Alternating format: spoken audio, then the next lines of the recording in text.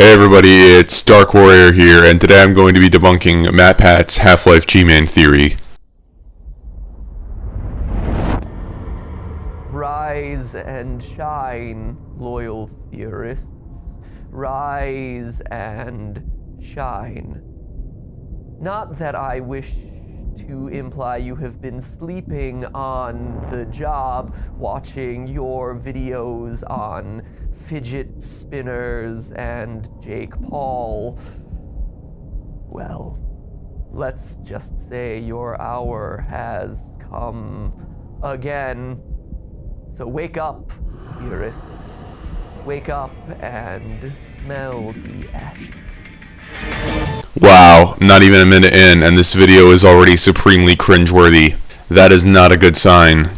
As the battle wraps up, you black out, but when you come to, you're face to face with this guy. We never hear his name spoken aloud, but resourceful gamers found him referenced as the G-Man in the game's code, a name later confirmed by Valve. He explains that he and his mysterious employers are now in control of Zen, and he commends you with everything that you've done. The border world, Zen, is in our control for the time being, thanks to you. Quite a nasty piece of work you managed over there. I am impressed. Oh yeah, just a heads up. This piece of evidence causes MatPat to contradict himself later in the video. That's why I'm here, Mr. Freeman. I have recommended your services to my employers, and they have authorized me to offer you a job. Refuse, and he teleports you to a room filled with aliens from Zen to be beaten to death. But here's the craziest thing. Even though this is the first time that he talks to you in the game, if you've been paying attention, he's been watching you silently from the corners the whole time, from out-of-reach locations. And it was here that the mystery of the G-Man was born. Gamers had years to contemplate who this character was, and when Half-Life 2 featured him playing an even bigger role, the questions just began to mount. Who are his employers? How can you explain his odd voice and weird powers? Why is his character model so much uglier than everybody else's? And today, after looking at all the evidence, all the expansion packs, all the hidden lore, the conclusion I've reached will blow your minds. MatPat, your conclusion would not impress any Half-Life fan, because this is stuff that they already know. Come up with your own theory instead of just parroting some other. Are you ready for this? After decades of waiting, I've discovered that the G-Man is Sans. Wait, don't hit that dislike button. Obviously, I'm just kidding, obviously. But the reason I bring it up other than to poke fun at that theory is that it's worth noting that the G-Man possesses Sans-like powers. The G-Man possesses Sans-like powers? No, it's the other way around.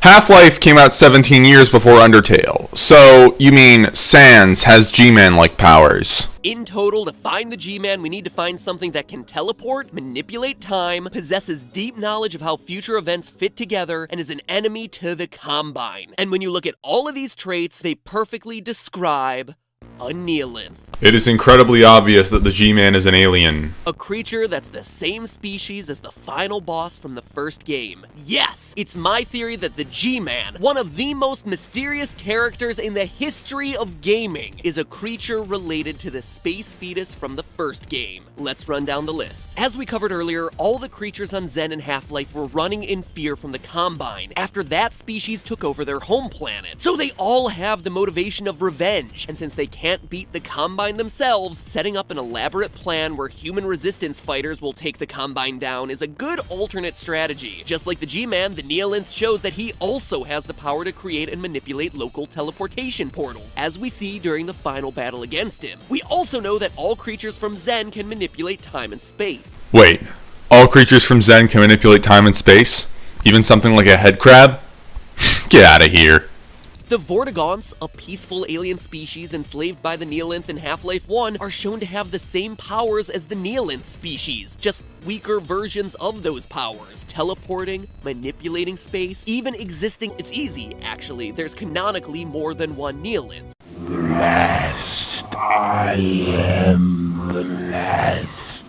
Deeper. Listen to this. Comes another. Comes another. I don't know, maybe comes another refers to the Combine. You ever think of it like that? Keeps going. Another of his lines is, You are man. He is not man. For you To me, it seemed like the Neolinth was warning Gordon about the G-Man and his intentions. Why is it significant? Because of the name of this creature's species, Neolinth. Everything we need to know is hidden right there in the name. Nihil, Latin that literally means none or nothing, and anth, from the Greek anthropo, which means man. His name Neolinth, Nihilanth, literally means not man. In one fell swoop, we are told outright that the G-Man is not man. He's Nihilanth. Oh yeah. And here's the kicker. A detail so minute, but it locks this whole thing together. Look at this. Neolinth, voiced by Michael Shapiro. G-Man, voiced by Michael Shapiro. The original Half-Life had only 3 voice actors: Michael Shapiro, Harry S. Robbins, and Kathy Levin.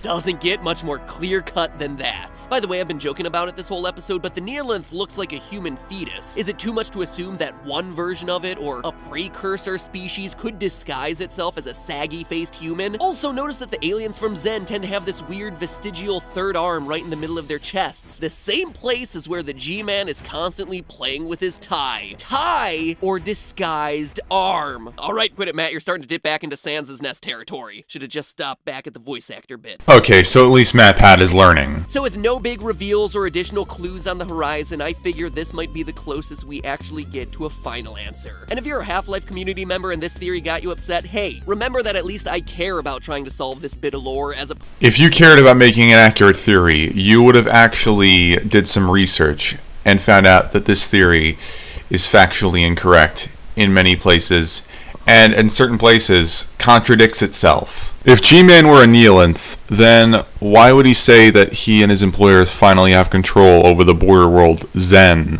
In the meantime, this is where I get off.